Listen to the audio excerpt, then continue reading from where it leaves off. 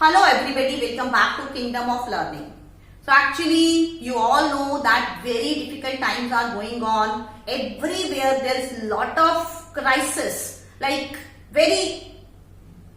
means it is so painful that it's very difficult to express in words. हर रोज हमें खबर मिल रही है, इतने लोगों की डेथ हो रही है. पहले वाली वेव में ऐसा नहीं था कि हम आसपास के जान पहचान के लोगों के बारे में पता चलता, बट अब तो बिल्कुल ऐसा ही हो रहा है कि डेली हम 5-5, 6-6 लोग जिनको हम पर्सनली जानते हैं उनके बारे में पता चल रहा है कि उनकी डेथ हो गई है क्योंकि उन्हें बेड नहीं मिला, उन्हें ऑक्सीजन नहीं मिला for this. And in this situation, now I come to the point, Delhi University has planned that common entrance exam for the students, those who have to appear in the university this year. So guys, if you believe me or not, I personally think that this year, this step will not be justified.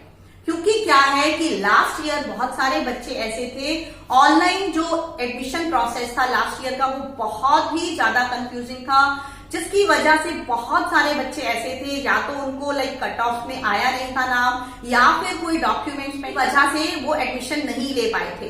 तो उन बच्चों का तो सबसे बड़ा loss हो गया. Last year तो only they had to get admission because only by their marks in 12th class. और अगर अब इस साल उनको एक और धक्का लगता है, एक उनके ऊपर एक और टेस्ट थोप दिया जाता है कि नहीं इस बार तुम्हें एंट्रेंस एग्जाम भी क्लियर करना होगा, तो I think that will be very much wrong for such children.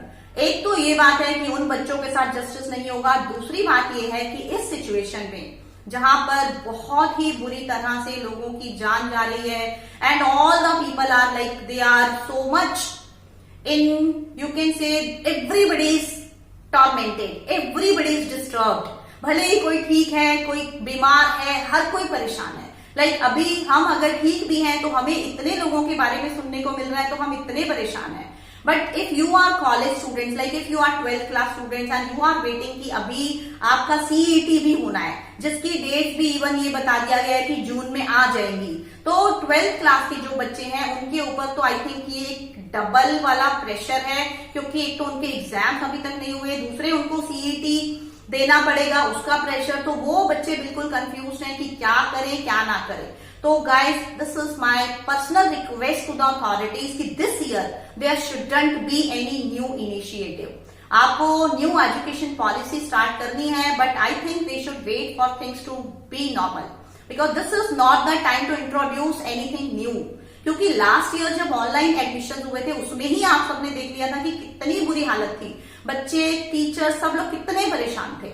अगर इस साल नए तरीके से कुछ और नया इंट्रोड्यूस हो गया, क्योंकि थिंग्स आर ऑनलाइन, अगर ऑफलाइन होता, नॉर्मल प्रोसेस में चल रहा होता तो it was another thing. But अगर ऑनलाइन में आप एक कोई नई चीज इंट्रोड्यूस कर रहे हैं, उसमें भी बच्चों के ऊपर एक प्रेशर ही आ जाएगा कि अब हम 12th की तैयारी करें, हम सीईटी की तैयारी करें, और अगर सीईटी आ भी जाता है तो उसके में क्या आएगा, कैसे आएगा, क्योंकि उनको डायरेक्ट सपोर्ट कहीं से नहीं मिलेगा. उनको यहां वहां से जो भी सुनने को मिलेगा, दे विल गेट कंफ्यूज्ड.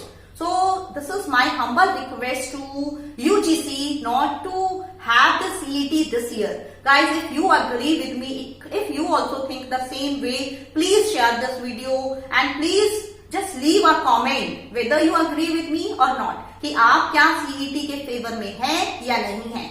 और अगर आप चाहते हैं कि आप फेवर में नहीं हैं तो प्लीज इस वीडियो को शेयर करें. इसको आप अपने फ्रेंड्स के साथ, आप अपने ट्विटर, फेसबुक, सब जगह पर लोगों के साथ शेयर करें, क्योंकि अगर हम कुछ बोलेंगे तभी अथॉरिटीज को कुछ सुनाई देगा and then only something is possible. So thank you for watching. If you want any updates related to education और English language improvement, you can subscribe to Kingdom of Learning.